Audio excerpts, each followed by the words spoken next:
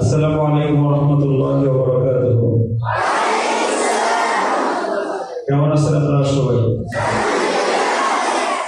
আজকে আমাদের ওসি সাহেব ওনার পরিচয় টুকরা সন্তান জারিম তাসলিম বয়স হয় কত?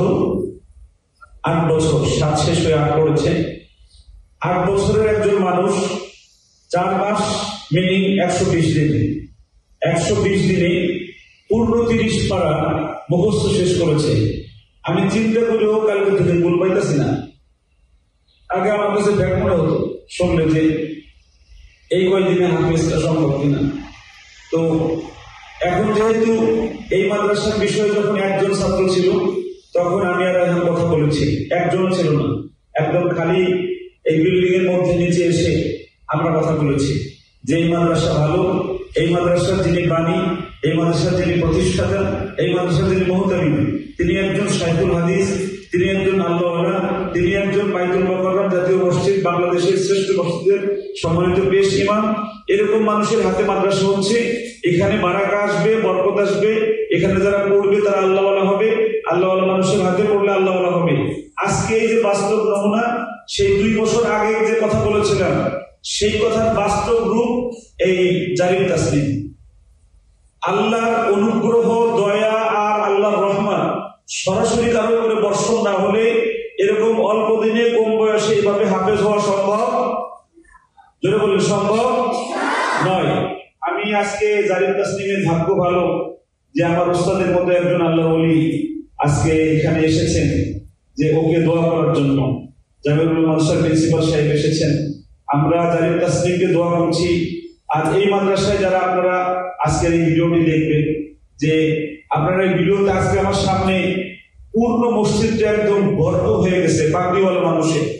আর সেই মানুষগুলো সব নিষ্পাপ, সেই মানুষগুলো সব মানে নাবালেগ, সেই মানুষগুলো সব কোরআন পড়ে। এখন একটু জারিম তাসলিমের একটু তিলাওয়াত শুনবো। জারিম তাসলিমের একটু তিলাওয়াত শোনানো যাবে বাবা? আপনি কি কথা বলতে পারেন? কথা বলতে পারেন? কথা বলতে পারেন? জি। কথা তো ঠিক মতো হচ্ছে না। কথা বলতে পারেন? জি। ওরা কেন জিজ্ঞেস করতেছি, অনেক 7 বছরের বাচ্চারা, 8 বছরের বাচ্চারা কথাই ঠিক মতো বলতে পারে না।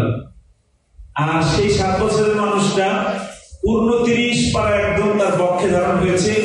শেষ সবক শোনাবে, শেষ সবক শুনছেন জামিউল মাদ্রাসার সম্মানিত প্রিন্সিপাল মুহতামিম হযরতুল আল্লাহ হযরত মাওলানা মুফতি আবুল বাশার নোমানী হাফিজাহুল্লাহ শেষ সবক শুনতেছেন।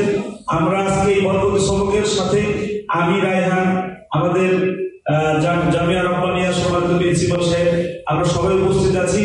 আমরা এই শেষ সবক শুনে কিয়ামতের দিবসে জারিম তাসলিমের সুপারিশে আমরা সবাই জান্নাতে যেতে চাই। আল্লাহুম্মা আমিন। জানি সুপারিশ করা যাবে? জি, ইনশাআল্লাহ। أعوذ بالله من الشيطان الرجيم.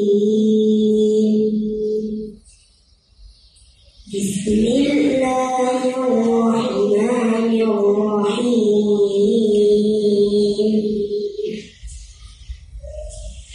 قل أتحاجوننا في الله وهو ربنا وربكم لنا أعمالنا ولكم أعمالكم ونحن له مخلصون. أم تقولون إن إبراهيم وإسماعيل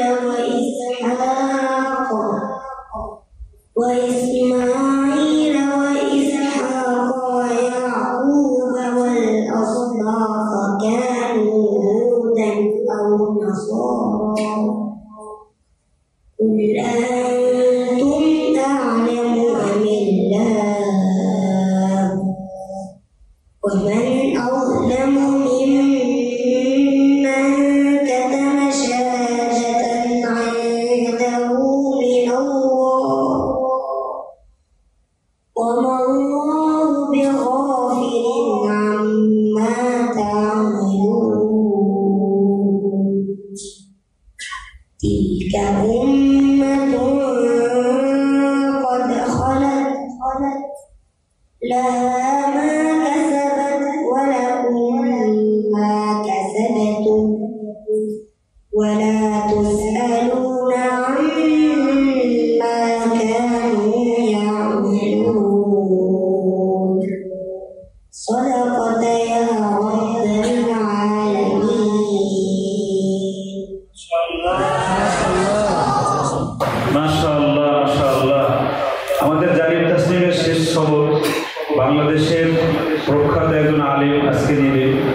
আমি হুজুরের কাছে দোয়া চাচ্ছি, আল্লাহ যেন জারিফ তাসলিমকে এমন একটা দোয়া দিবেন যে দোয়ায় জারিফ বিশ্ব বরেণ্য একজন আলেম হবে এবং হাফেজ হয়েছে।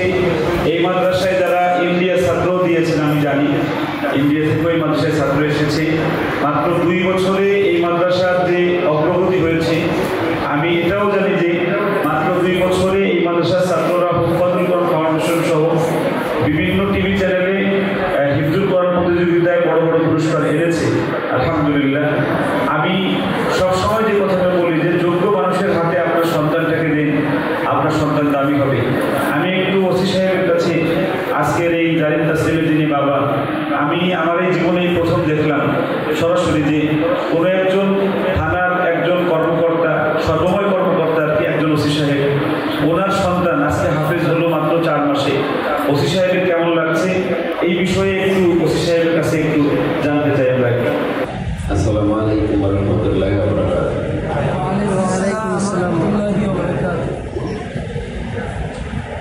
জামিয়া রব্বানিয়া বসুন্ধরা মাদ্রাসা কর্তৃক আয়োজিত আজকে যে আমার সন্তান মোহাম্মদ জারিফ তাসলিমের করণে হিপস সমাপনী অনুষ্ঠানের আজকের অনুষ্ঠানের সম্মানিত প্রধান অতিথি, জামিয়া রব্বানিয়া বসুন্ধরা মাদ্রাসার সম্মানিত প্রতিষ্ঠাতা এবং পরিচালক মুফতি মোহাম্মদ কাশেম ভাই উপস্থিত আছেন, এই মাদ্রাসার জারিফের অন্যান্য আরো শিক্ষকগণ, জারিফের সভাপতি, সবাইকে আমি জানাই আবারও সালাম। আর আমার সন্তান জারিফ ও খুব স্বল্প সময়ে যে ভাবে যে আমি সত্যি পিতা হিসেবে আমি কৃতজ্ঞ। আমি মহান রবের প্রতি আবারও শুকরিয়া জ্ঞাপন করছি যে জারিফের মতো সন্তানের পিতা হতে হবে। আমি আমার যে পুলিশ অফিসার, আমাদের পুলিশ অফিসার সাধারণত আমাদের সন্তানেরা ইংলিশ মিডিয়াম স্কুলে লেখাপড়া করে, দেখবেন পাইতারা অথবা গুলশান বিভিন্ন জায়গায় বিভিন্ন মডেলের পড়াশোনা করছে। আমরা ডিসিশন নিলাম আমার স্ত্রীর সাথে আলোচনা করে যে আমাদের সন্তানকে আবৃত্তি করা। তো যেহেতু আমরা এই দুনিয়াতে একটা মুসাফিরের মতো সফরে আছি, আমরা সেটা পরকালের জীবনে আমাদের সবকিছু কোরআন থেকে সবকিছু জেনেছি। সেই কারণে আমি আমার সন্তানদেরকে চিন্তা ভাবনা করেছি যে ইসলামী আদর্শিত করে সারা দুনিয়ার মানুষকে দেখাই দিতে চাই। তাই ধারাবাহিকতা জারিফকে আমরা বসুন্ধরা মাদ্রাসায় এখানে দিনদার মাদ্রাসায় ভর্তি করি। ও দিন যত যাচ্ছে তত দেখি যে ওর মান এত মানে ওদের এত মুখস্থ দেয়। আমি মনে হয় দুদিন পড়তে দিলে মনে হয় একদিন এত পড়তে পারবো না, তো এতদিন এত বিশ্রামে মুখস্থ দেয়। আমার কাছে এখনো সন্দেহ হয়, আমার কাছে এখনো সন্দেহ হয় যে কিভাবে এত পড়া যায় এতদিন একদিনে। তো এখানে আবার যে মাদ্রাসার যে প্রিন্সিপাল সাহেব, উনি অত্যন্ত আন্তরিক সন্তানদের প্রতি। আমি দেখেছি যখনই আমি জারিফের কথা বলেছি, যে কোনো প্রয়োজন মনে করেন আমার ভালো লাগতেছে না, মাঝে মাঝে ওর মা রাত্রেবেলায় 2টা-3টার দিকে জারিফ হয়েছিল আমার সন্তানরা কি করতেছে। আমি আসলে সন্তান চিন্তা করবো না, আল্লাহকে ভালো রাখছে, এখন বিয়ে করে মুখস্থ করবো। এইভাবে আমার মনটা খারাপ লাগতো, কিন্তু আমি তার সাথে বুঝতে দিতাম না অতটা। আমারও খারাপ লাগতো যে এত ছোট সন্তান রেখে বাসায় ঘুমানো, যারা বাবা মা তারাই জানেন যে কতটা কষ্টের। তারপরে জারিফের যে পড়েন ইকরামুল হুজুর, উনি অত্যন্ত ভালো। এই মাদ্রাসার প্রত্যেকটা হুজুরই ভালো, মানে অকল্পনীয়। আমি যদি আমি জানি না এখানে ইলেকট্রনিক মিডিয়া বা প্রিন্ট মিডিয়ার কোনো সাংবাদিক ভাইরা আছেন কিনা, আমি তাদেরকে অনুরোধ করব যে আপনার সন্তানকে যদি ইসলামী শিক্ষায় শিক্ষিত করতে চান, আবেদন রাখতে চান, তাহলে জামিয়া রব্বানিয়া বসুন্ধরা মাদ্রাসায় আপনারা দিবেন। আসলে আপনি বাসায় থেকে নিশ্চিন্ত থাকবেন যে আমার সন্তান ভালো আছে। কারণ আমি দেখেছি বললাম আমি যখন যখন যে পর্যায়ে আমার ভালো লাগতেছে না আমার সন্তানকে আসলে একটা কাজের কথা বলে এসে দেখা করতে এসেছি, দেখা করে চলে গেছি। আবার মোবাইলে যখন মনে হচ্ছে আমার ভালো লাগতেছে না, আমি আমার সন্তানের সাথে একটু কথা বলবো, কিন্তু কনফারেন্সে কথা বলে যাচ্ছি। সুতরাং আমি বাসায় থেকেও আমি সন্তানের সহযোগিতা পাইতে পারি। যখন শুনবেন যে আমার সন্তান ভালো আছে, আমার সাথে কথা বলতেছি, তখন কিন্তু আপনার ভালো লাগবে। তো আমি সবার যারা শিক্ষক ছিলেন এবং মাদ্রাসা যারা প্রিন্সিপাল ছিলেন এবং এখানে যারা আছেন সবার আল্লাহর কাছে আমি প্রার্থনা করতেছি তা এবং তাদের পরিবারের নেক অনুগ্রহ দান করুক, সুস্থতা দান করুক, নেক হায়াত দান করুক এবং এই মাদ্রাসা বাকি যে সমস্ত জারিমের সহপাঠীরা আছেন সবার প্রতি আমি জারিমকে সহযোগিতা করার জন্য কৃতজ্ঞতা প্রকাশ করছি এবং আল্লাহর কাছে দোয়া করছি যেন আপনারাও জারিমের মতো দ্রুত হিপস কমপ্লিট করতে পারেন। বাংলাদেশের প্রতিটা অঙ্গনে আপনাদের এই জামিয়া বসুন্ধরা রব্বানিয়া মাদ্রাসা থেকে যে শিক্ষা গ্রহণ করছে এটা ছড়াই দিতে পারেন এবং দ্রুত জারিমের মতো হিপস কমপ্লিট করতে পারেন। সবার প্রতি শুভকামনা, সবাই ভালো থাকবেন। আসসালামু আলাইকুম ওয়া রাহমাতুল্লাহি ওয়া বারাকাতুহু।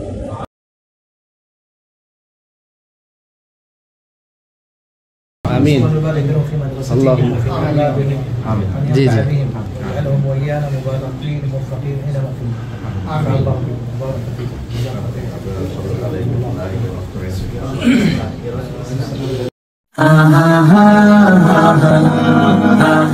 শ্রেষ্ঠ মানবের উপরে হলো নাজিল কোরআন, আধারে ঘেরা মানবের পথের দিশা কোরআন, সাজাতে জীবন প্রতিক্ষণে প্রয়োজন কোরআন। শ্রেষ্ঠ মানবের উপরে হলো নাজিল কোরআন, আধারে ঘেরা মানবের পথের দিশা কোরআন, সাজাতে জীবন প্রতিক্ষণে প্রয়োজন কোরআন। শ্রেষ্ঠ মানবের উপরে হলো নাজিল কোরআন, আধারে ঘেরা মানবের পথের দিশা কোরআন, সাজাতে জীবন প্রতিক্ষণে প্রয়োজন কোরআন। শ্রেষ্ঠ মানবের উপরে হলো নাজিল কোরআন, আধারে ঘেরা মানবের পথের দিশা কোরআন, সাজাতে জীবন প্রতিক্ষণে প্রয়োজন